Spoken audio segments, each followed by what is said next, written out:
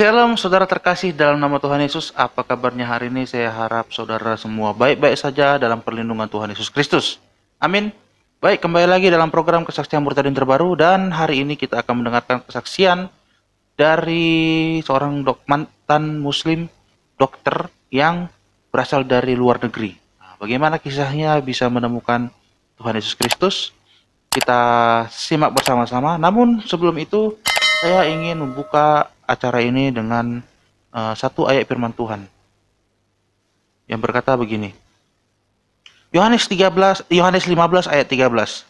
Tidak ada kasih yang lebih besar daripada kasih seorang yang memberikan nyawanya untuk sahabat-sahabatnya. Amin. Tuhan Yesus, sahabat kita, Tuhan yang telah memberikan nyawanya bagi kita. Oleh sebab itu, itulah kasih yang paling besar, saudara. Kasih Tuhan Yesus bagi kita. Baiklah kita terus saling mengasihi, saudara. Baiklah kita terus memberikan kasih kepada sesama kita, sama seperti Tuhan yang telah memberikan kasih-Nya terlebih dahulu kepada kita. Amin, saudara. Baiklah, mari kita saksikan kesaksian ini bersama-sama. I was born into a Muslim family. My parents were leaders in the mosque, and I met these two Christians at my grad school. We just realized, okay, we definitely are both very strong in our faiths, but we can't both be right. We can both be wrong. Like, logically in my mind, it's like, okay, we can both be wrong about Jesus for sure, but we can't both be right. So we sort of resolved that we wanted to figure out what truth is, and secretly, I wanted to convert him massively. I totally wanted to convert him to Islam, because anytime I would debate anybody about, religion, I would always win. And so he gave me a Bible, I gave him a Quran, and we started to just sort of do our own research. And I would come with my bullet points and he would come with his. And truth be told, since I was an American Muslim being surrounded by non-Muslims, of course I knew exactly what I believed, why, and had all the arguments. Even though I had felt that I had succeeded in showing him that Christianity was flawed and that Islam was true, I didn't have that satisfaction. I wanted some sort of proof for the first time in my life. And so I just continued to pray. And, I would fast, and I would just cry out night and day to God, to Allah, the only God that I knew, to show people that He was the truth. I started to just really have a lot of torment. I just thought maybe I was going crazy for the first time. But it was like I couldn't think anymore. And especially as somebody studying to be a doctor and, science background, to lose your mind is really a very low point, to say the least. So there was one day where I was probably at my lowest point. I was just crying, praying to Allah and saying, I can't do this one more day. And that same day, I got a text message from my friend. He had been praying for me all along, and his church actually had been praying too down south. And his pastor actually had brought or had typed up bullet points from the book by Lee Strobel called The Case for Christ. And so because I was at such a low point at that point, I was like, I'll read anything. Why not? It gave so much significant proof for the historicity of the cross and resurrection. And I started to read the Bible again. I was reading it as though it actually could have happened.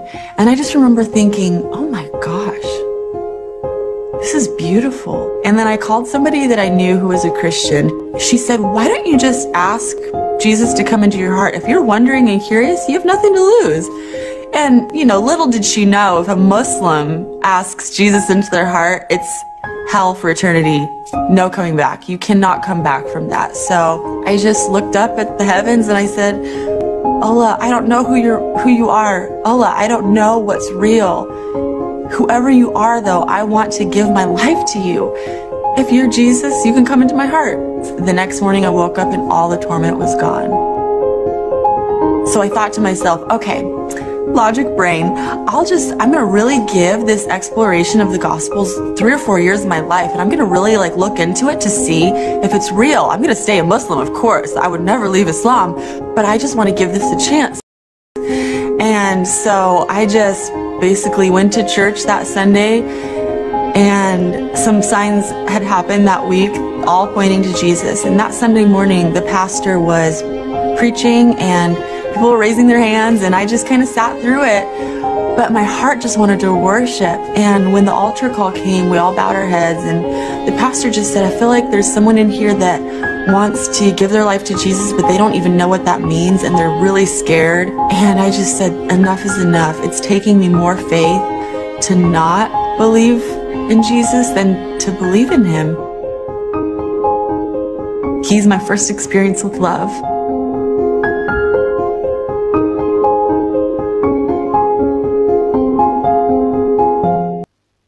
Amin, saudara, luar biasa. Kesaksian yang luar biasa. Bagaimana yang awalnya sebenarnya ia ingin mendebat, ingin menarik temannya ke Muslim, tapi ketika mereka bertukar kitab suci, lalu ia membaca, mencari-cari celah. Namun, apa yang terjadi, saudara? Ia tidak dapat kepuasan. Dan di sisi lain, temannya berdoa untuk dia. Nah, ini kuasanya, saudara. Temannya ini yang Kristen tetap berdoa bagi keselamatannya agar Roh Kudus Tuhan itu menjamah dan kuasa Tuhan itu nyata. Amin. Ia dijamah oleh Tuhan. Ia penasaran tentang firman Tuhan dan kemudian ia baca dan ia menerima Tuhan Yesus. Masuk ke hatiku Tuhan. Itu titik poinnya, saudara. Saat itulah Tuhan mulai bekerja dalam kehidupannya. Saat titik terendah, ia menyerahkan dirinya kepada Tuhan. Dan semua hal-hal buruk atau yang menyengkram jiwanya itu hilang. Dan ia pun bisa pergi ke gereja. Dan di saat itu pula ada pendeta yang mengatakan, jika ada seseorang yang ingin memberi diri atau menyerahkan dirinya kepada Tuhan Yesus. Dan itu tentu mengagetkan hatinya. Karena dia tidak tahu menau, tapi Roh Kudus yang bekerja melalui pendeta itu, melalui hatinya juga, dan melalui temannya juga. Itulah kuasa Roh Kudus, saudara. Dan sampai saatnya ia menerima Tuhan Yesus. Amin, saudara. Wahyu 3:20 berkata, lihat, aku berdiri di muka pintu, dan mengetok.